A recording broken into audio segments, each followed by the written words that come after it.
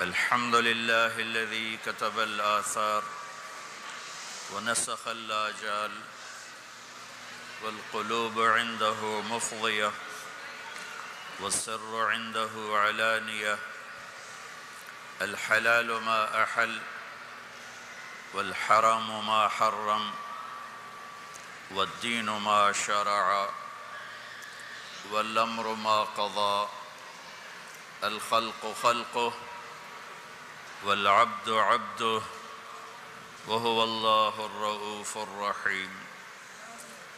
وأشهد أن لا إله إلا الله وحده لا شريك له وأشهد أن سيدنا ومولانا محمدًا عبده ورسوله أرسله بالحق بشيرا ونذيرا وداعيا إلى الله بإذنه وسراجا منيرا.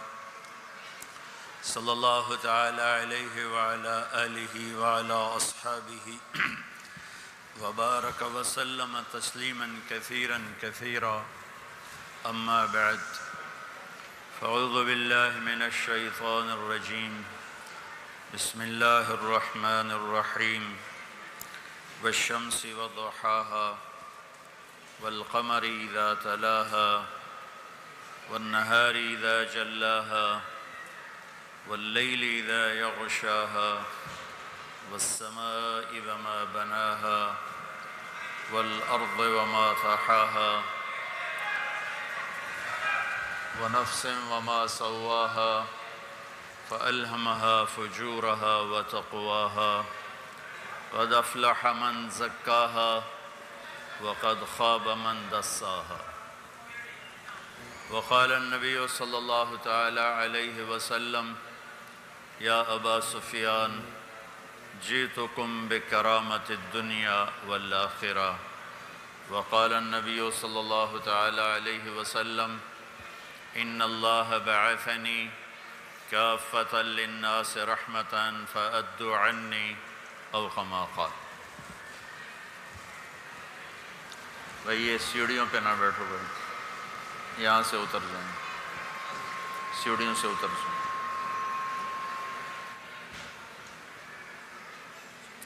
مجمع کے سامنے کوئی نہ ہے بس. میرے محترم بھائیوں بہنوں،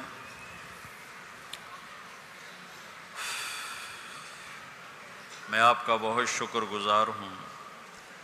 آپ اتنی محبت سے تشریف لائے.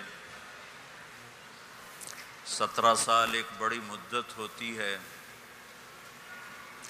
جولائی 2000 میں آخری دفعہ آمد ہوئی تھی. 17 سال بعد بہت بڑا باغیچہ نہیں، باغ دیکھ رہا ہوں. اور یہ خوبصورت منظر ایمان والے مومنین اور مومنات، مسلمین و مسلمات، نوجوان بھی، جوان بھی، ادھیڑ عمر، بوڑھے، سب ایک. آج میرے نبی کی روح کتنی خوش ہو رہی ہوگی اور میرا اللہ کتنا خوش ہو رہا ہوگا. اور یہاں آسمان کے فرشتے یہاں سے لے کر پہلے آسمان تک کیسے ہیں کہ اگر ہمیں دکھائی دیتا تو شاید ہم خوشی سے ہی مر جاتے. اور یہ ساری عمارت کی اگر زبان ہوتی تو یہ آپ کا ایک ایک اس کا پلر آپ کا شکر ادا کرتا کہ یہاں آج اللہ کا نام گونج رہا ہے. یہاں بہت سے کام ہوتے ہیں، میٹنگز ہوتی ہیں، لیکن یہ سارا مجمع. بھئی آپ یہاں نہ بیٹھو، پیچھے ہو کے بیٹھو، یا نیچے اتر جاؤ یا پیچھے ہو جاؤ، لوگوں کو کور مت کرو.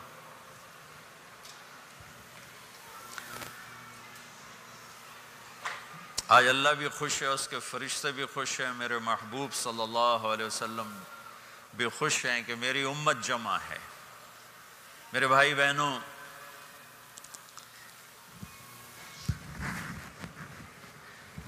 بات کرنے کے لیے پاکستان میں لوگ تھوڑے نہیں ہیں. آپ تو بہت تھوڑا سا مجمع ہے اس کے لحاظ سے، لیکن میرے نبی کا امت ہی اگر کسی جنگل میں اکیلا رہتا ہے تو مجھے وہاں تک بھی جانے کا حکم ہے.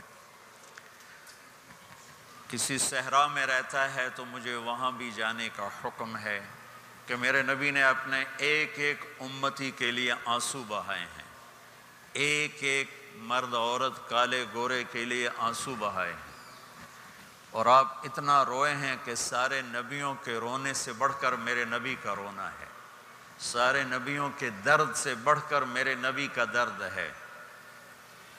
مدینے کی فضا گواہ ہے کہ اس میں آپ کی آہیں، فریادیں، رونا دھونا گونجتا رہا 10 برس۔ ایک رات کا قصہ سناتا ہوں۔ آپ تڑپ رہے ہیں اللہ کی بارگاہ میں اور کہہ رہے ہیں یا اللہ، ابراہیم علیہ السلام نے کہا تھا فَمَن تَبِعَنِي فَإِنَّهُ مِنِّي وَمَنْ عَصَانِي فَإِنَّكَ غَفُورٌ رَحِيمٌ۔ عیسیٰ علیہ السلام نے کہا تھا إِن تُعَذِّبْهُمْ فَإِنَّهُمْ عِبَادُكَ وَإِن تَغْفِرْ لَهُمْ فَإِنَّكَ أَنْتَ الْعَزِيزُ الْحَكِيمُ۔ دونوں انبیاء کی بات کا مفہوم یہ ہے کہ یا اللہ، چاہے تو تو عذاب دے میری امت کو، اور چاہے تو تو معاف کر، تو مہربان ہے۔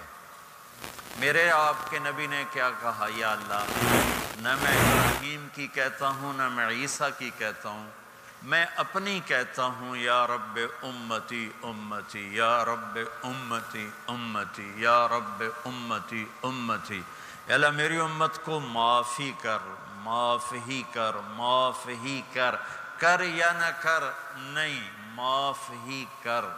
اور اتنا روئے کہ داڑھی آنسوں سے تر ہوئی، عرش ہل گیا۔ اللہ نے جبریل کو بھیجا۔ اللہ کو تو پتہ ہے کیوں رو رہے، ہم تک پیغام پہنچانا تھا۔ جبریل آئے، ما یبکیک یا رسول اللہ، یا رسول اللہ آپ کیوں رو رہے ہیں؟ کہ جبریل، امت کا غم چین نہیں لینے دیتا، ہم اپنی نافرمان اولاد کو گھر سے نکال دیتے ہیں، ہمارے ملک میں اخبار میں دے دیتے ہیں میں نے اپنے بیٹے کو جائیداد سے فارغ کر دیا، جائیداد سے محروم کر دیا، تھوڑا سا کلیش ہوتا ہے، نکل جاؤ میرے گھر سے۔ میں تو دین پڑھنا چاہتا تھا، لیکن میرے باپ بہت نیک آدمی تھے، 70s میں زمیندار فیملی کا بیٹا مولوی بنے، یہ بہت بڑی گالی تھی، تو ان سے برداشت نہیں ہوا، انہوں نے مجھے گھر سے نکال دیا۔ 23 نومبر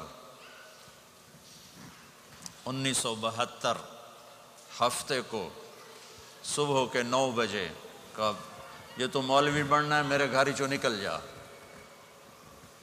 ساری تصویر نقش ہے، سفید کرتا، سفید زمینداروں والی چادر پہنی ہوئی اور پگڑی کھول کے یہاں رکھی ہوئی تھی۔ مجھے دیکھتے ہی کہا یہ تو مولوی بننا ہے تو میرے گھر چوں نکل جا۔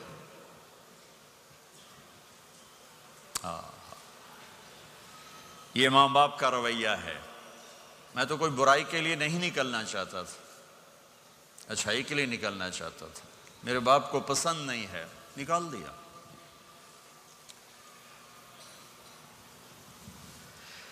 ہائے، اور میرے نبی آنسوں سے رو رہے ہیں، کن کے لیے؟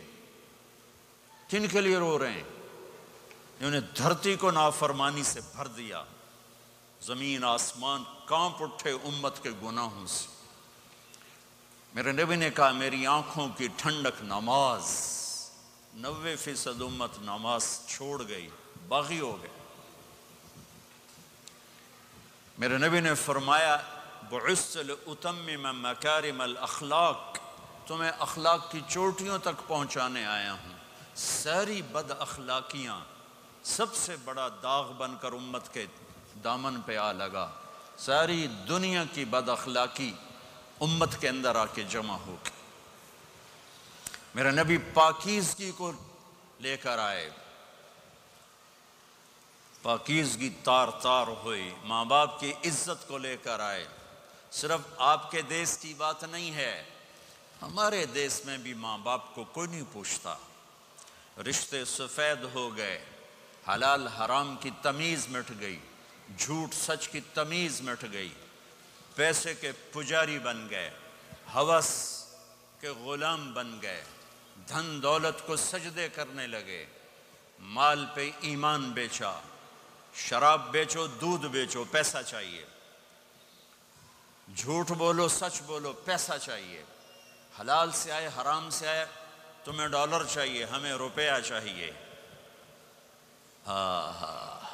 چمن میں تخت پر جس دم شہ گل کا تجمل تھا، ہزاروں بلبلیں تھی باغ میں، ایک شور تھا، غل تھا، کھلی جب آنکھ نرگس کی، نہ تھا جز خار کچھ باقی، بتاتا باغباں رو رو، یہاں غنچہ یہاں گل تھا۔ ہم اللہ سے ملانے آئے تھے، ہم ہی اللہ کے باغی بن گئے، ہم اللہ کے رسول کی غلامی کا دم بھرنے آئے تھے، ہم ہی باغی بن گئے، ہم قرآن کو سینوں سے لگانے آئے تھے، ہم ہی نے قرآن کے سودے کر دیے۔ کون یاد کرتا ہے نافرمانوں کو؟ اور میرے نبی، صرف صحابہ کا تو مسئلہ ہی نہیں، سب جنتی، کلن وعد اللہ الحسنى، اے میرے نبی وعدہ ہے تیرے تمام صحابہ جنتی، ازواجہ امہاتہم، آپ کی بیویاں ساری امت کی مائیں ہیں، لستن کاحد من النساء، آپ جیسی بیویاں ہم نے آپ کو دی ہیں، ان جیسی خاتون اور کائنات میں کوئی نہیں آئے گی۔ سیدۃ نساء اہل الجنت فاطمہ، جنت کی عورتوں کی سردار میری بیٹی فاطمہ، سیدہ شباب اہل الجنت الحسن والحسین، جنت کے نوجوانوں کے سردار میرے بیٹے حسن اور حسین۔ علی کا ہاتھ پکڑا اور یوں سینے سے لگا لیا، یا علی اترضى ان یکون منزلک مقابل منزلی فی الجنہ، علی تو راضی ہے جنت میں تیرا گھر میرے گھر کے سامنے ہوگا؟ وہ رونے لگے، یا رسول اللہ میں راضی ہوں، انی لأعرف رجلا باسمہ وباسم ابیہ وامہ لا یاتی بابا من ابواب الجنت الا قال مرحبا مرحبا، میرا ایک امتی ہے جب وہ جنت کے دروازوں پر آئے گا، جنت کے 8 دروازے ہیں، ہر دروازہ کھلے گا اور کہے گا ویلکم ویلکم، خوش آمدید، ادھر آئیں، یہاں سے گزریں، یہاں سے گزریں، یہاں سے گزریں، 8۔ سلمان فارسی ایسے کھڑے ہوئے، یا رسول اللہ ان ھذا لمرتفع شأنہ، یہ اونچی شان والا کون ہے؟ آپ نے کہا ابو بکر بن ابی قحافہ، یہ ابو بکر ابو قحافہ کا بیٹا، اسے جنت کا ہر دروازہ پکارے گا۔ پھر آپ نے کہا رأیت قصرا فی الجنہ، میں نے جنت میں محل دیکھا، سونے چاندی زمرد کا۔ میں نے پوچھا لمن ھذا، یہ کس کا ہے؟ مجھے کہا گیا لفتن من قریش، ایک قریشی کا ہے۔ فظننت انہ لی، میں سمجھا یہ میرا ہے۔ فذهبت لأدخلہ، میں جانے لگا تو فرشتے نے کہا انہ لعمر بن الخطاب، یا رسول اللہ یہ آپ کے غلام عمر بن خطاب کا ہے۔ پھر آپ نے کہا عمر جی تو چاہا دیکھ لوں، تو تیرا غصہ یاد آ گیا۔ عمر کہنے لگے اوا علیک اغار یا رسول اللہ، رونے لگے میں آپ پہ غصہ کروں گا۔ عثمان ان لکل نبی رفیقا فی الجنہ فانت رفیقی فی الجنہ، عثمان جنت میں ہر نبی کا ایک رفیق ساتھی ہے، میرا ساتھی تو ہے۔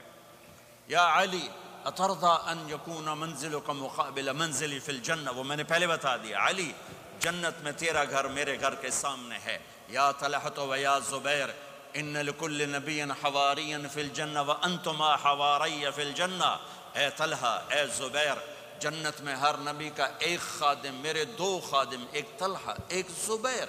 بلال مالی اسمع خشخطا عالک فی الجنہ، بلال کیا بات ہے، جب جنت میں جاتا ہوں تیرے قدموں کی آہٹ اپنے آگے آگے سنتا ہوں۔ جنت میں پہنچا، دوسرا آپ نے فرمایا جنت میں گیا، میں نے قرآن کی تلاوت سنی، میں نے کہا یہ کون تلاوت کر رہا ہے؟ کہا جی حارثہ بن نعمان کر رہے ہیں۔ حارثہ بن نعمان وہ تو مدینے میں بیٹھا ہوا ہے، ابھی مرا تو نہیں، ابھی جنت میں تو آیا نہیں، تو یہ آواز کیسی ہے؟ آپ 8-10 ہزار کا مجمع ہے، کتنا ساؤنڈ سسٹم لگا ہوا ہے، اور 500 کلومیٹر کے بعد ہوا کوئی نہیں ہے، تو ساؤنڈ سفر ہی نہیں کر سکتی، آواز سفر ہی نہیں کر سکتی۔ حارثہ بن نعمان نے کون